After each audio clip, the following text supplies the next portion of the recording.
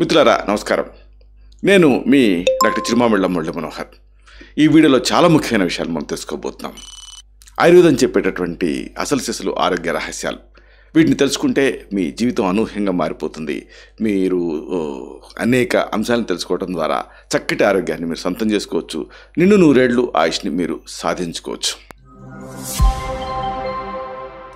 అసలు ఆయుర్వేదం అనేది ఆరోగ్యాన్ని ఎలా డిఫైన్ చేస్తుంది, అలాగే వాతపిత్త కఫాలంటే ఏమిటి, అలాగే ప్రకృతులు ఏమిటి, వీటిని తెలుసుకోవడం ద్వారా మీ జీవితంలో ఎలాంటి మార్పులు చేసుకోవచ్చు, ఆరోగ్యపరంగా ఎలాంటి అనూహ్యమైనటువంటి అంశాలని మీరు ఇమిడ్చుకోవచ్చు, ఈ మొత్తం సమాచారాన్ని మనం తెలుసుకుందాం.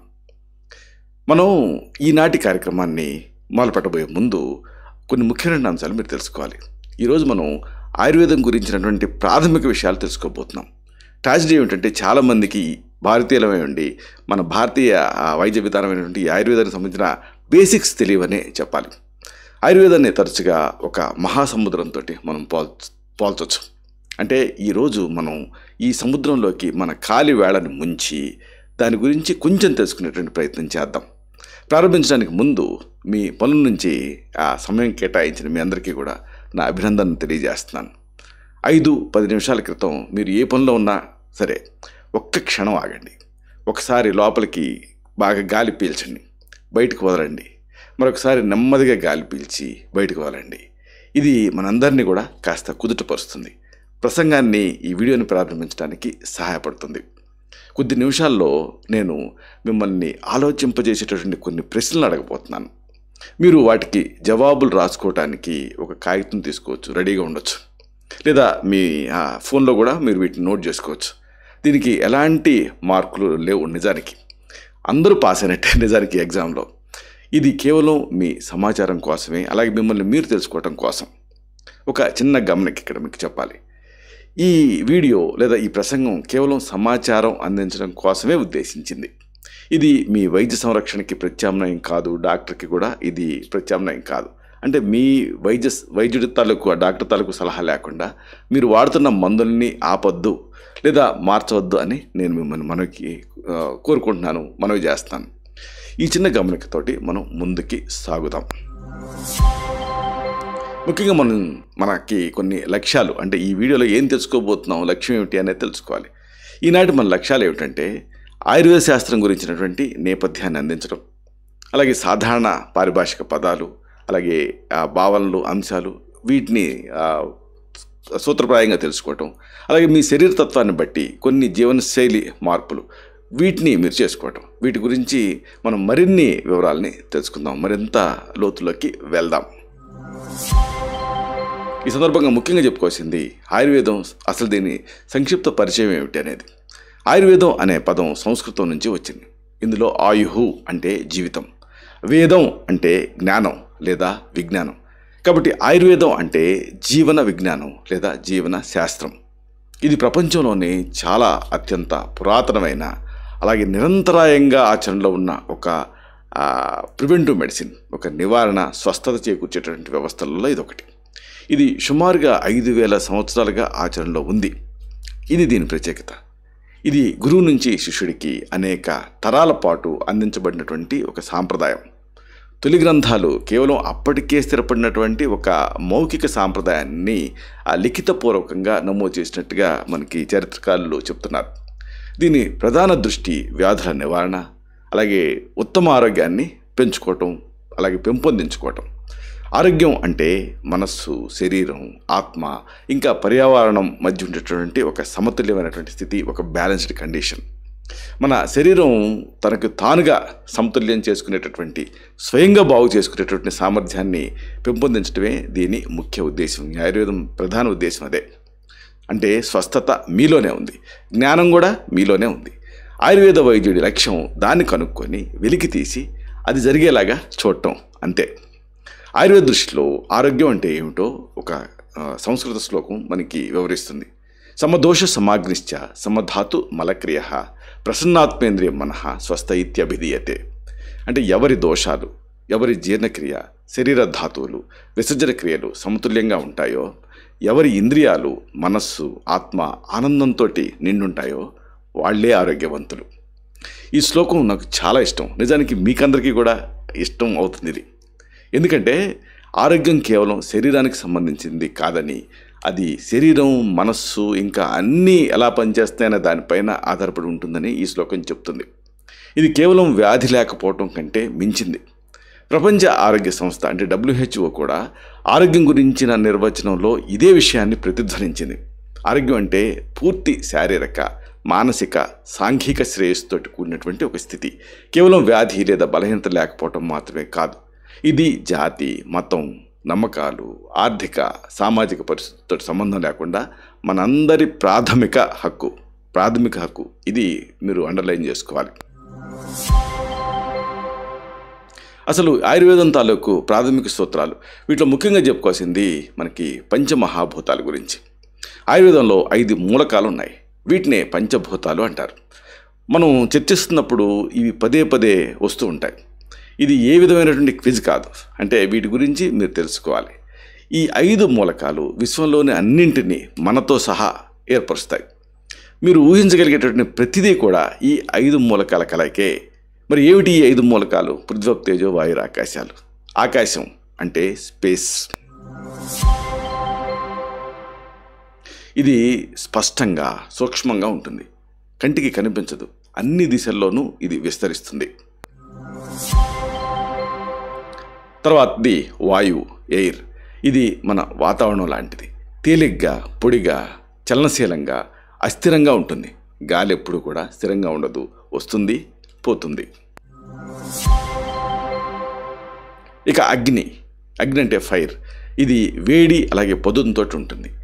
ఇంకా అతి ముఖ్యమైనది, ముఖ్యంగా అందరూ మనకి అవసరమైంది, జలం అంటే వాటర్. ఇది ప్రవహిస్తుంది, తడిగా అలాగే నిస్తేజంగా ఉంటుంది.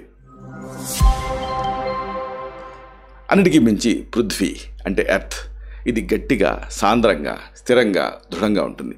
ఇవి నిజానికి కొన్ని అంశాల తాలూకు ఇవి ఒక మేనిఫెస్టేషన్స్. ఈ మూలకాలు మన శరీర నిర్మాణం పైన, వాటి ప్రభావం పైన ఎలా పనిచేస్తాయో మనం ముందుకు వెళ్తూ చూడబోతున్నాం. ఇదే సందర్భంగా మీరు తరచుగా వినే 3 దోషాలు అంటే శరీర తత్వాలు, వీటి గురించి కూడా తెలుసుకోవాలి. ఈ పంచభూతాలు వేరువేరు కలయికలతోటి 3 దోషాల కింద లేదా శరీర తత్వాల కింద ఏర్పడతాయి. ఇవి ఏమిటి? ఇదే మనం తెలుసుకోబోయేది. 1 వాతం. ఆకాశం, వాయువుల కలయికనే వాతం అని అంటారు. అలాగే 2వది అతి ముఖ్యమైనది, మీరు తరచుగా ఈ పాపులర్ ప్రెస్లో వినేది, పిత్తం. ప్రధానంగా అగ్ని, కొద్దిగా జలం తాలూకు కలయిక ఇది. అలాగే అతి ముఖ్యమైనది 3వది కఫం. అంటే జలం, పృథ్వీల తాలూకు కలయిక. మనందరం కూడా ఈ 3 దోషాల కలయికతోటి ఉంటాం. ఈ కలయిక గర్భధారణ సమయంలోనే నిర్ణయించబడుతుంది. దీనిపైన తల్లిదండ్రుల తాలూకు ఆ నిర్మాణ ప్రభావం ఉంటుంది. కానీ ఇది కేవలం జన్యుపరమైనది కాదు, పర్యావరణ కారకాలు కూడా దీన్ని ప్రభావితం చేస్తూ ఉంటాయి. అంటే మీరు నివసించే పర్యావరణం, మీ తల్లిదండ్రుల నేపథ్యం అన్నీ మీ శరీరతత్వాన్ని నిర్ణయించడంలో పాత్ర పోషిస్తాయి. ఒక వ్యక్తి ప్రత్యేకమైన శరీరతత్వాన్ని ప్రకృతి అంటారు. దోషాలు సమతుల్యం తప్పొచ్చు. ఇవి రోజువారీగా, రోజులలో, వేరువేరు సమయాలలో, సంవత్సరంలో వేరువేరు ఋతువులలో, మన జీవితంలోని వివిధ దశలలో హెచ్చుతగ్గులకి లోనవుతూ ఉంటాయి. ఒక నిర్దిష్ట దోషం సాధారణ పరిధిని మించి పెరిగినప్పుడు అనారోగ్యం అనేది వస్తుంది, అనారోగ్యం సంభవించే అవకాశం ఉంటుంది. ఇక్కడ ఒక ముఖ్యమైన విషయం ఏమిటంటే, ఏ ఒక్క దోషం లేదా దోషాల కలయిక ఆదర్శవంతమైంది కాదు. మనందరం కూడా ప్రత్యేకమైన వాళ్ళం. అంటే వీఆర్ జెనెటికల్లీ డిఫరెంట్. మనకంటూ ఒక సమతుల్యం అనేది ఉంటుంది. లక్ష్యం అన్నీ సమానంగా ఉండటం కాదు, మనందరం ఒకేలా ఉండటం కూడా కాదు. మన వ్యక్తిగత తత్వాన్ని అర్థం చేసుకోవటం, సమతుల్యంగా ఉండటం అంటే ఏమిటో తెలుసుకోవటం, మన సమతుల్యాన్ని ఏవి దెబ్బతీస్తున్నాయో గ్రహించడమే లక్ష్యం. సరే, ఇంతకీ కన్సల్టేషన్కి వచ్చినప్పుడు పేషెంట్స్ అడుగుతూ ఉంటారు, డాక్టర్ గారు మీరు ఎప్పుడు ఇది చెప్తూ ఉంటారు కదా, ఇంతకీ నా దోషం ఏంటి అనేది. ఇది మీకు మీరే తెలుసుకునేటటువంటి అవకాశాలు ఉన్నాయి. ఇప్పుడు నేను మీకు కొన్ని ప్రశ్నలు అడగబోతున్నాను. ప్రతి ప్రశ్నని కూడా ఒక్కొక్కటిగా చూద్దాం. 1, 2 లేదా 3 సంఖ్యలలో ఏది మీకు చాలాసార్లు వర్తిస్తుందో ఒక క్షణం ఆలోచించి మీరు రాసుకోండి. కొన్నిసార్లు ఒక సమాధానం, మరి కొన్నిసార్లు మరో సమాధానం అనిపించవచ్చు. కానీ చాలా సందర్భాల్లో మీకు సరిపోయేదాన్ని మీరు ఎంచుకోండి. జస్ట్ క్యాజువల్గా ఎంచుకోండి అంతే. ప్రశ్నలన్నీ కూడా పూర్తయ్యాక వాటి అర్థం ఏమిటి అనేది మళ్ళీ మనం విశ్లేషించుకుందాం, చర్చిద్దాం. మొట్టమొదటి ప్రశ్న శరీరాకృతి, బరువు గురించి. 1, నేను సన్నగా బక్కపలచగా ఉంటాను. నేను తేలిగ్గా బరువు పెరగను. ఒకవేళ పెరిగినా తేలికగా తగ్గగలుగుతాను. ఇది. 2, నాది మధ్యస్థమైనటువంటి శరీరాకృతి, మంచి కండర పటుత్వం ఉంటుంది. నేను తేలిగ్గా బరువు పెరగను లేదా తగ్గను. 3వ ప్రశ్న, నేను దృఢమైనటువంటి శరీరాకృతి కలిగి ఉంటాను. నేను తేలిగ్గా బరువు పెరుగుతాను, తగ్గటం కష్టం. ఇలాగా మొదటి ప్రశ్నలో ఈ మూడిట్లో మీకు ఏది వర్తిస్తుంది అనేది దాన్ని టిక్ పెట్టుకోండి. ఇక 2వ ప్రశ్న చర్మం అలాగే జుట్టుకి సంబంధించింది. వీటిల్లో మొదటి ప్రశ్న, నా చర్మం పొడిగా పల్చగా ఉండి దురదకు గురవుతూ ఉంటుంది. నా జుట్టు పల్చగా పొడిగా పెలుసుగా ఉంటుంది. 2వ ప్రశ్న, నా చర్మం పైన ఎర్రటి ఛాయలు, పుట్టుమచ్చలు, మచ్చలు ఉంటాయి. నా జుట్టు కూడా ఎర్రటి ఛాయ కలిగి ఉంటుంది. బట్టతల లేదా చిన్న వయసులోనే జుట్టు నెరిసిపోవచ్చు. ఈ 2వ ప్రశ్నలో 3వది, నా చర్మం నునుపుగా మృదువుగా ఉంటుంది. కొన్నిసార్లు పాలిపోయినట్టుగా కనిపిస్తుంది. నా జుట్టు ఒత్తుగా నిగనిగలాడుతూ కొద్దిగా జిడ్డుగా ఉండవచ్చు. ఇవి ఈ 3 పాయింట్లలో ఏది మీకు వర్తిస్తుందో మీరు టిక్ పెట్టుకోండి. ఇక 3వ ప్రశ్న కళ్ళకి సంబంధించి. దీంట్లో మళ్ళీ 3 పాయింట్లు ఉంటాయి. మొదటి పాయింట్, నా కళ్ళు చిన్నగా ఉంటాయి, పొడిగా అనిపిస్తాయి, నిలకడగా ఉండకుండా ఎప్పుడూ చుట్టూ కదులుతూ ఉంటాయి. 2వ పాయింట్, నా కళ్ళు మధ్యస్థాకారంలో పదునుగా అలాగే చొచ్చుకుపోయేలాగా ఉంటాయి. 3వ పాయింట్, నా కళ్ళు చిన్నగా గుండ్రంగా ఉంటాయి. ఈ 3 పాయింట్లలో ఏది మీకు వర్తిస్తుంది కళ్ళకి సంబంధించి అనేది టిక్ పెట్టుకోండి. ఇక 4వ ప్రశ్న చేతులు, వేళ్ళకి సంబంధించి. మొదటి పాయింట్, నా చేతులు చిన్నగా పొడిగా గరుగ్గా ఉంటాయి. నా వేళ్ళు పొడవుగా సన్నగా ఇరుగ్గా ఉంటాయి. 2వ పాయింట్, నా చేతులు సాధారణంగా తేమగా గులాబీ రంగులో ఉంటాయి. నా వేళ్ళు మధ్యస్థంగా మొనదేలుంటాయి. 3వ పాయింట్, నా చేతులు దృఢంగా మందంగా ఉంటాయి. నా వేళ్ళు పెద్దవిగా పొట్టిగా ఉంటాయి. ఈ 3 పాయింట్లో ఏది మీకు వర్తిస్తుందో టిక్ పెట్టుకోండి. ఇక 5వ ప్రశ్న మీ ఛాయకి సంబంధించి. మొదటి పాయింట్, నా చర్మం నిస్తేజంగా లేదా ముదురు రంగులో ఉంటుంది. 2వ పాయింట్, నా చర్మం ఎర్రగా ప్రకాశవంతంగా ఉంటుంది. 3వ పాయింట్, నా చర్మం తెల్లగా లేదా పాలిపోయినట్టుగా ఉంటుంది. 3 పాయింట్లో ఏది మీకు వర్తిస్తుంది అనేది మీరు టిక్ పెట్టుకోండి. ఇక 6వ ప్రశ్న మీ కార్యకలాపాలు, మీ చర్యలకి సంబంధించింది. మొదటి పాయింట్, నేను చాలా చురుకైన వ్యక్తిని. వేగంగా నడవటం, వేగంగా మాట్లాడటం నాకు ఇష్టం. ఎప్పుడు కూడా కదులుతూనే ఉంటాను. 2వ పాయింట్, ఏదైనా చేసే ముందు ఆలోచించడం నాకు ఇష్టం. నా చర్యలు చాలా ఆలోచనాత్మకంగా ఖచ్చితంగా ఉంటాయి. 3వ పాయింట్, నేను నిలకడగా హుందాగా ఉంటాను. ఏ పనైనా చేయడానికి సమయం తీసుకుంటాను. ఈ 3లో ఏది మీకు వర్తిస్తుంది అనేది టిక్ పెట్టుకోండి.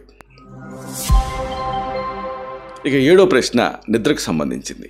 మొదటి పాయింట్, రాత్రిపూట నాకు గాఢ నిద్ర పట్టదు. అటు ఇటు దొర్లుతూ ఉంటాను. ఉదయాన్నే త్వరగా నిద్రలేస్తాను.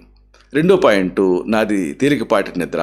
ఏదైనా శబ్దానికి మేల్కొంటే మళ్ళీ నిద్రపోగలను. 3వ పాయింట్, నాది గాఢమైన నిద్ర. ఇది. ఈ 3లో ఏది వర్తిస్తుంది అనేది మీరు టిక్ పెట్టుకోండి. ఇక 8వ ప్రశ్న ఆకలికి సంబంధించి. నా ఆకలి అస్థిరంగా ఉంటుంది. కొన్నిసార్లు ఆకలిగా ఉంటుంది, కొన్నిసార్లు ఉండదు. తినకపోతే ఆందోళనగా అనిపిస్తుంది. 2వ పాయింట్, నాకు ఎప్పుడు కూడా ఆకలిగా ఉంటుంది. తినకపోతే చిరాకు, కోపం వస్తాయి. 3వ పాయింట్, నాకు అంతగా ఆకలిగా అనిపించదు. భోజనం తేలిగ్గా మానగలుగుతాను. ఈ 3లో ఏది వర్తిస్తుందో మీరు టిక్ పెట్టుకోండి.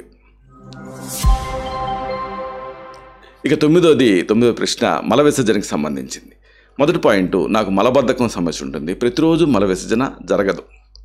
2వ పాయింట్, నాకు క్రమంగా మల విసర్జన జరుగుతూ ఉంటుంది, కానీ కొన్నిసార్లు విరేచనలు కూడా అవుతూ ఉంటాయి. 3వ పాయింట్, నాకు మల విసర్జన చాలా క్రమబద్ధంగా గడియారం కొట్టినట్టుగా జరుగుతూ ఉంటుంది. ఈ 3లో ఏది మీకు వర్తిస్తుంది టిక్ పెట్టండి. ఇక 10వ ప్రశ్న మీ మాట తీరుకి సంబంధించి.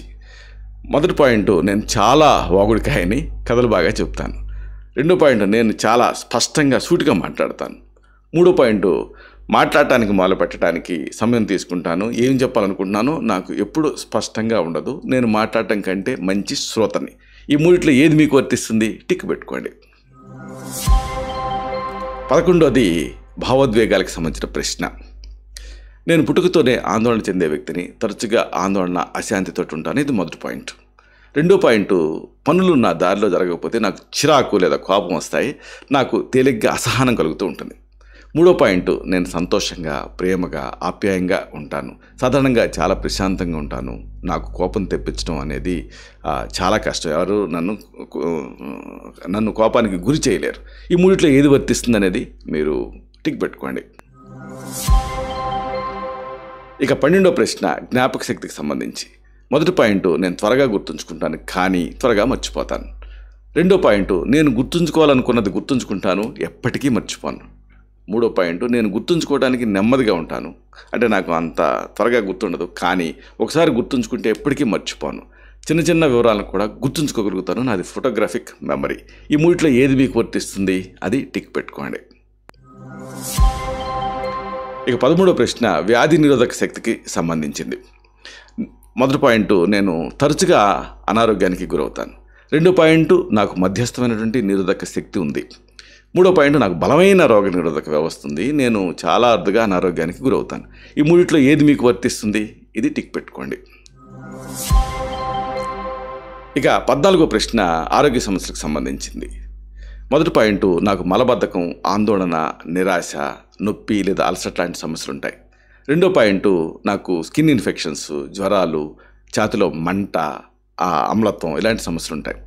మూడో పాయింట్, నాకు ఎలర్జీలు, అలాగే ఇంకా బరువు పెరగటం లేదా జీర్ణక్రియ మందగించడం లాంటి భావన కలుగుతూ ఉంటాయి. ఈ మూడిట్లో ఏది మీకు వర్తిస్తుంది అనేది టిక్ పెట్టుకోండి.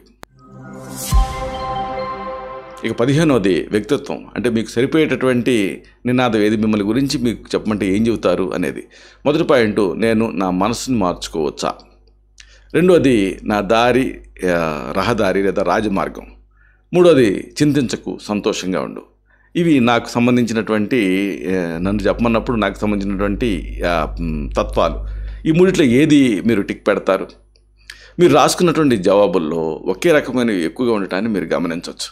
మీరు ఎక్కువగా 1వ పాయింట్ని ఎంచుకున్నారనుకోండి, మీ శరీర తత్వంలో వాత దోషం ఎక్కువగా ఉంది అని అర్థం.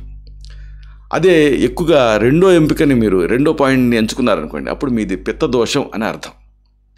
ఎక్కువగా మూడో ఎంపికని మీరు ఎంచుకున్నారనుకోండి, అంటే మూడో పాయింట్ని ప్రతి ప్రశ్నలో, అప్పుడు మీది కఫదోషం ఎక్కువగా ఉన్నట్టు అర్థం. చాలా తక్కువ మంది మాత్రమే పూర్తిగా ఒకే దోషాన్ని కలిగి ఉంటారు. మనలో చాలామందికి 2 దోషాలు మూడో దానికంటే కొంచెం ఎక్కువగా ఉన్నట్టు అనిపిస్తుంది. కొంతమందిలో 3 దోషాలు సమానంగా ఉంటాయి. దీన్ని సమప్రకృతి అంటారు, త్రిదోషజం అంటారు. ఇది చాలా అరుదు అనుకోండి. కాబట్టి సాధారణంగా 1 లేదా 2 దోషాలు ఎక్కువగా ఉంటాయి. ఇప్పుడు మీ శరీర తత్వం గురించి మీకు కొంత అవగాహన వచ్చింది కాబట్టి మనం ప్రతి దోషం గురించి మరిన్ని వివరాల్లోకి మనం వెళ్ళబోతున్నాం. నేను ప్రతి దోషం గురించి వివరిస్తున్నప్పుడు అసమతుల్యతకు కారణమయ్యేటటువంటి విషయాలు, దోషాన్ని తిరిగి సమతుల్యం చేయడానికి మీరు చేయగలిగేటువంటి పనుల గురించి మాట్లాడబోతున్నాను. ఆయుర్వేదం చాలా ప్రాక్టికల్, ఆచరణాత్మకమైంది. కాబట్టి ఇది సూచనాత్మకమైంది కాదు. అంటే ఈ నియమాలన్నీ పాటించండి లేదా అస్సలు పట్టించుకోవద్దు అని కాదు. నేను చెప్పే విషయాలలో మీకు 1 లేదా 2 నచ్చితే వాటిని మీ జీవితంలో అడాప్ట్ చేసుకోండి, అన్వయించడానికి ప్రయత్నం చేయండి. మొదటిది వాత దోషం. వాతం అనేది ఆకాశం వాయువుల కలయిక. ఇది కదలికల్ని నియంత్రిస్తుంది. గాలిలాగా కదిలేటటువంటి ఏకైక దోషం ఇదే. అందుకే దీన్ని కొన్నిసార్లు రాజదోషం అంటారు. శరీరంలోని ప్రసరణ, శ్వాస, జీర్ణ వ్యవస్థ, కదలిక, వ్యర్థాల విసర్జన, మాట లాంటివన్నీ కూడా వాతదోషం అధీనంలో ఉంటాయి. దీని లక్షణాలు ఏమిటి అంటే పొడి, తేలిక, చల్లదనం, గరుకు, వేగం, ఇంకా అస్థిరత్వం. తత్తరుక్షు లఘుశీత కరసూక్ష్మం చలో అనిలహ అంటారు. సరే, ఈ వాతతత్వం ఉన్న వాళ్ళ లక్షణాలు ఎలా ఉంటాయి అంటే వీళ్ళు చాలా చురుగ్గా, ఉత్సాహంగా, సృజనాత్మకంగా ఉంటారు. కొత్త విషయాలను త్వరగా నేర్చుకుంటారు, కానీ నిరంతరం కదులుతూ ఉండటం వల్ల త్వరగా మర్చిపోతూ ఉంటారు. వీళ్ళ శరీరం తేలిగ్గా, కీళ్ళు స్పష్టంగా కనిపిస్తాయి. ఈ వాతం తాలూకు అసమతుల్యతకి కారణాలు ఏమిటి అంటే పొడిగా, తేలిగ్గా, చల్లగా ఉండేటువంటి ఆహారాలు తినటం, చల్లటి గాలికి గురి కావటం, ఎక్కువ శబ్దం దీనికి గురవుతూ ఉండటం, స్క్రీన్ టైం ఎక్కువగా స్పెండ్ చేయటం, సక్రమంగా లేని దినచర్య, ఉపవాసాలు లేదా భోజనాలు మానటం, అతిగా ఎక్సర్సైజ్ చేయటం, ఇంకా అతిగా ప్రయాణాలు చేయటం, ఇలాంటివన్నీ వాతాన్ని పెంచుతాయి. సరే, ఈ వాతం అసమతుల్యత ఉన్నప్పుడు ఎలాంటి లక్షణాలు కనిపిస్తాయి? చర్మం లేదా కీళ్ళలో పొడిదనం ఉంటుంది, కీళ్ళ నొప్పి ఉంటుంది, మలబద్ధకం, అలసట, ఆందోళన, నిద్ర పట్టకపోవటం, బరువు తగ్గటం, సులభంగా పరధ్యానంలో ఉండటం ఇలాంటివి కనిపిస్తాయి. సరే, మరి ఇలాంటప్పుడు ఈ వాతాన్ని అసమస్థితిలో ఉన్నప్పుడు సమతుల్యం చేసే మార్గాలు ఏమిటి అంటే వెచ్చగా, ద్రవయుక్తంగా, బరువుగా ఉండేటువంటి ఆహారాలు తీసుకోవాలి. తీపి పదార్థాలు, వేడి పానీయాలు మేలు చేస్తాయి. తేలికపాటి ఎక్సర్సైజ్ చేయాలి. నిద్ర లేచే సమయం, అలాగే భోజనం చేసే సమయం, పనివేళల్లో ఒక క్రమ పద్ధతిని పాటించడం వాతతత్వం ఉండే వాళ్ళకి చాలా ముఖ్యం. ఒకేసారి ఒకే పనిపైన దృష్టి పెట్టాలి. ఇక రెండోది పిత్తదోషం. దీని గురించి కూడా తెలుసుకోవాలి. పిత్తం ప్రధానంగా అగ్ని కొద్దిగా జలం తాలూకు కలయిక. ఇది జీర్ణక్రియ, పరివర్తన, ఇంకా జీవక్రియల్ని నియంత్రిస్తూ ఉంటుంది. ఆకలి, దప్పిక, ఆహారాన్ని విచ్ఛిన్నం చేయటం లాంటివి పిత్తం తాలూకు విధులు, పనులు. దీని లక్షణాలు ఏమిటి? వేడి, పదును, పులుపు ఇవి. అయితే అసలైన విషయం, ఈ పిత్తతత్వం గల వాళ్ళ లక్షణాలు ఎలా ఉంటాయి? వీళ్ళు బలమైనటువంటి ఏకాగ్రత కలిగి ఉంటారు. ఫోకస్ బాగుంటుంది. పనులన్నీ ఖచ్చితంగా పూర్తి చేస్తారు. వీళ్ళ జీర్ణశక్తి బలంగా ఉంటుంది. వీళ్ళు సహజ నాయకులుగా వీళ్ళు ఎవాల్వ్ అవుతారు. మంచి శక్తి స్థాయి, ప్రకాశవంతమైన ఛాయ, స్పష్టమైన వాక్చాతుర్యం కలిగి ఉంటారు. సరే, మరి ఈ పిత్తం అసమతుల్యతకు కారణాలు ఏమిటి? వేడి వాతావరణంలో గడపటం, పులుపు ఎక్కువగా తీసుకోవటం, ఉప్పు కారంతో కూడినటువంటి ఆహారాలు తినటం, పొగాకు, మద్యం, కెఫీన్లు ఎక్కువగా వాడటం, ప్రతి దానిలోనూ పోటీతత్వం ఉండటం, ఇంకా అధిక మానసిక ఉత్తేజం ఇవన్నీ పిత్తాన్ని పెంచుతాయి. మరి ఈ పిత్తం తాలూకు అసమతులిత లక్షణాలు ఎలా ఉంటాయి అంటే చిరాకు, కోపం, ఛాతీలో మంట, చర్మం పైన దద్దురు, విరేచనాలు, జ్వరాలు, మంటలు, ఇంకా కళ్ళు మండటం ఇలాంటివి కనిపిస్తాయి. మరి ఇలాంటప్పుడు ఈ పిత్తం అసమతుల్యంగా ఉన్నప్పుడు సమతుల్యం చేసే మార్గాలు ఏమిటి? చల్లదనాన్ని ఇచ్చేటటువంటి ఆహారాలు తీసుకోవాలి. ఆకుకూరలు, తీపి పదార్థాలు, దానిమ్మ లాంటి వగరు పండ్లు మంచివి. కొత్తిమీర, పసుపు, సోంపు ఇలాంటి వేడి చేయని మసాలాలు వాడాలి. మితమైనటువంటి ఎక్సర్సైజ్ చేయాలి. ప్రకృతిలో సమయం గడపడం మంచిది. ప్రతి విషయంలోనూ బాధ్యత తీసుకోవాలనే తపనని తగ్గించుకోవాలి. ఇక మూడోది కఫదోషం. కఫం అంటే జలం పృథ్వీల కలయిక. ఇది మన శరీరానికి నిర్మాణాన్ని అందిస్తుంది. ఎముకలు, కండరాలు, అవయవాల నిర్మాణం కఫం కిందకే వస్తాయి. కీళ్ళల్లో ద్రవం, శ్లేష్మం ఉత్పత్తి అవ్వటం ఈ కఫం చేసే పనులు. దీని లక్షణాలు ఏమిటి? స్థిరత్వం, బరువు, చల్లదనం, ఇంకా నెమ్మదిదనం. అయితే ఈ కఫతత్వం ఉన్న వాళ్ళ లక్షణాలు ఎలా ఉంటాయి? వీళ్ళు శారీరకంగా బలంగా, దృఢంగా ఉంటారు. ప్రశాంతంగా, దయగా, ఉదారంగా ఉంటారు. సమాచారాన్ని నెమ్మదిగా గ్రహించినా ఒకసారి నేర్చుకుంటే ఎప్పటికీ మర్చిపోరు. నెమ్మదిగా కోపం వస్తుంది. పెద్ద కళ్ళుంటాయి. ఒత్తైన జుట్టు ఉంటుంది. దృఢమైన శరీరాకృతి కలిగి ఉంటారు. సరే, మరి ఈ కఫం ఇంబ్యాలెన్స్ అవడానికి కారణాలు ఏమిటి? తీపి, పులుపు, ఉప్పుతో కూడిన ఆహారాలు తినటం, అలాగే జంక్ ఫుడ్ తినటం, అతిగా తినటం, చల్లగా ఉండే పదార్థాలు తినటం, బరువైనటువంటి ఆహారాలు తినటం, గురువుగా ఉండేవి, హెవీగా ఉండేవి, శారీరక శ్రమ లేకపోవటం, అతి నిద్ర, ఇంకా పగటి నిద్ర ఇవన్నీ కఫాన్ని పెంచుతాయి. మరి కఫం ఇలాగ ఇంబ్యాలెన్స్ అయినప్పుడు ఎలాంటి లక్షణాలు కనిపిస్తాయి? బరువు పెరుగుతారు, ఎలర్జీలు వస్తూ ఉంటాయి, జీర్ణక్రియ మందగిస్తుంది, శరీరంలో బరువుగా అనిపిస్తుంది, నీరసం లాంటివి కనిపిస్తాయి. మరి ఈ కఫం పెరిగినప్పుడు లేదా తగ్గినప్పుడు సమతుల్యం చేసే మార్గాలు ఏమిటి? తేలికపాటి ఆహారాలు తీసుకోవాలి. కూరగాయలు తినాలి. ఉప్పు తప్ప దాదాపు అన్ని మసాలాలు తినొచ్చు. క్రమం తప్పకుండా ఎక్సర్సైజ్ చేయాలి. కఠినమైనటువంటి వ్యాయామాలని కూడా ఈ కఫతత్వం ఉండేవాళ్ళు తట్టుకోగలుగుతారు కాబట్టి బాగా చేయొచ్చు. ఆహారంలో మితం పాటించాలి. ముందు తిన్నది పూర్తిగా జీర్ణమైన తర్వాతనే భోజనం చెయ్యాలి. ఇక ఇదే సందర్భంగా అందరికీ ఉపయోగపడేటువంటి జనరలైజ్డ్ సూచనలు కొన్ని ఉన్నాయి. మన దోషంతో సంబంధం లేకుండా మనందరికీ ఉపయోగపడే కొన్ని సూచనలను మనం తెలుసుకోవడం అవసరం. సరైన ఆహారం లేనప్పుడు మందులు నిరుపయోగం. సరైన ఆహారం ఉన్నప్పుడు మందులతో అవసరం లేదు. ఈ సామెత ఆహారం తాలూకు ప్రాముఖ్యతను మనకి తెలుపుతుంది. నేను మిమ్మల్ని మందులు మానవని చెప్పడం లేదు, కానీ సరైన జీవనశైలితోటి చాలా అనారోగ్యాలని నియంత్రించవచ్చు అనేది నా అనుభవం చెప్తుంది. కాబట్టి లైఫ్ సైన్సెస్ గురించి తెలుసుకోవాలంటే లైఫ్ గురించి తెలుసుకోవాలి. లైఫ్ గురించి తెలుసుకోవాలంటే మిమ్మల్ని గురించి మీరు తెలుసుకోవాలి. ఇదే సందర్భంగా అసలు భోజన నియమాలు ఏమిటనేది తెలుసుకోవాలి. భోజనం చేసేటప్పుడు కింద కూర్చోండి. మఠం వేసుకొని కూర్చొని తినండి. ప్రశాంత వాతావరణంలో తినండి. పని చేస్తూ టీవీ చూస్తూ తినొద్దు. అంటే ఈ మల్టీ టాస్కింగ్ చేయొద్దు. ప్యాక్ చేసిన, ప్రాసెస్ చేసిన, మైక్రోవేవ్ చేసిన ఆహారాలకి దూరంగా ఉండండి. కాలానికి అనుగుణంగా సేంద్రియ, తాజా, స్థానికంగా దొరికేటటువంటి ఆహారాన్ని తినడానికి ట్రై చేయండి. ఆర్గానిక్ ఫుడ్, వీటిలో ప్రాణశక్తి ఎక్కువగా ఉంటుంది. చల్లటి ఆహారాలు లేదా పానీయాలు జీర్ణశక్తిని అంటే అగ్నిని తగ్గిస్తాయి కాబట్టి వాటిని పరిమితం చేయండి. వేడి నీళ్లు జీర్ణక్రియకి మంచిది. పచ్చి కూరగాయల కంటే వండిన కూరగాయలు సులభంగా జీర్ణం అవుతాయి, పోషకాలు బాగా అందుతాయి. రెండో అతి ముఖ్యమైన స్ట్రాటజీ దినచర్య.